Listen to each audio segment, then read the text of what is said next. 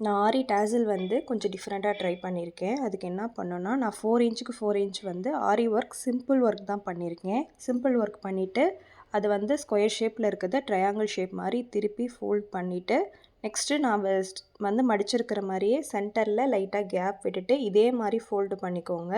ரா edges சைடில் தான் வந்து அந்த நான் கோல்டன் த்ரெட் வந்து பாருங்கள் ரா எட்ஜஸ் சைடில் தான் வந்து வச்சுருக்கேன்.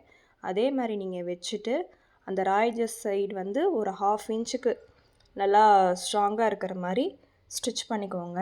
ஸ்டிச் பண்ணிவிட்டு சைடில் இருக்கிற எக்ஸஸ் ஃபேப்ரிக்கை வந்து கட் பண்ணிடுங்க. அது ரஃப்பாக தெரியுது பாருங்கள், அது ஃபுல்லாக கட் பண்ணிவிட்டு பொறுமையாக நீங்கள் திருப்பணும். ஏன்னா நம்ம ஆரி ஒர்க் பண்ணியிருக்கிறதுனால வேகமாக திருப்பினோன்னா பீடும் ஓரளவுக்கு கட் ஆகிடும். இல்லைனா வந்து நம்ம திருப்பும் போது த்ரெட்டை நம்ம ஒரு ஸ்டிச் பண்ணியிருக்கிறதுனால பிரிஞ்சு வந்துடும். உங்களுக்கு வேணால் 2 ஸ்டிச் கூட பண்ணிக்கோங்க.